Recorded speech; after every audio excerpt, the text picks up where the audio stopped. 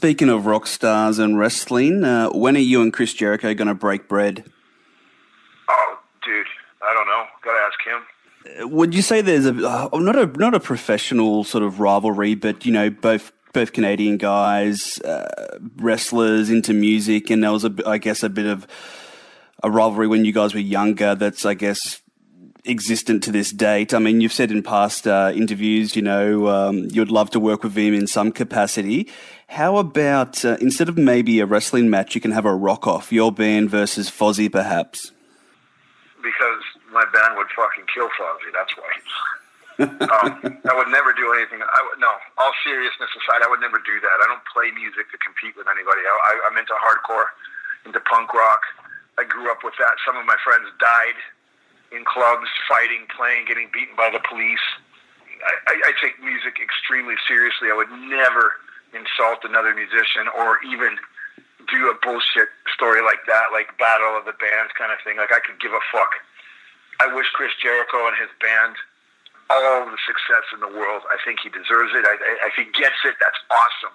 Anytime that anybody makes it in life, that's great. And as long as he's a positive role model for somebody, who am I to even comment on his success? There was no rivalry between me and Chris Jericho.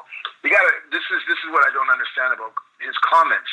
And I've got nothing but respect for Chris. I wanted to work with Chris because I thought it makes sense for all the reasons you just said. But he doesn't want to do it, and that's cool. I'm not dying to do it, you know what I'm saying? I don't need to do it. I just thought it would be cool and good business. When I was in Mexico at my peak, Vampiro was very Beatlemania. It was very Justin Bieber. It was very, it was nothing but teenage girls going out of their mind. And Chris Jericho just got to Mexico, so it was kind of like, there was there was no comparison. I wasn't better than him. I was way more established than him, and I was there for years. And the Vampiro character was on fire at that moment. You can't say there was a rivalry because it's just different levels of success and different levels of perception and impact on the public. There was no comparison. You can't. It was kind of like I don't even want to say it because I'm sure he'll hear it and then there'll be another scandal.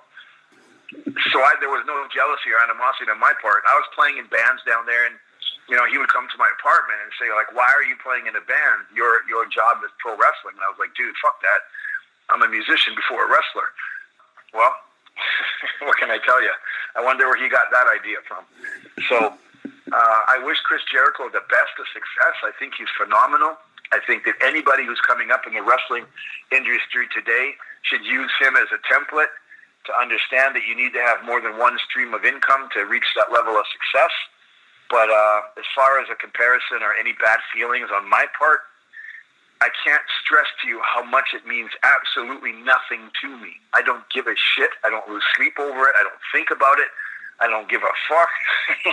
So if it happened and there was business and we really, really did great work and created something, that would be amazing. But do I stress out over it? And do I say, oh my God, I wish I had that opportunity?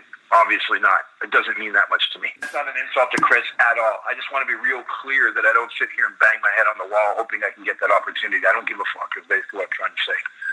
No, absolutely. I mean, even just in a private room, a handshake or a reconciliation of sorts, I think that would be quite amazing. I don't know, maybe I'm getting a bit softer in my older age and just sort of saying things like that. There doesn't have to be one. There's no animosity. There's no problem. If he has a problem, I don't know about it.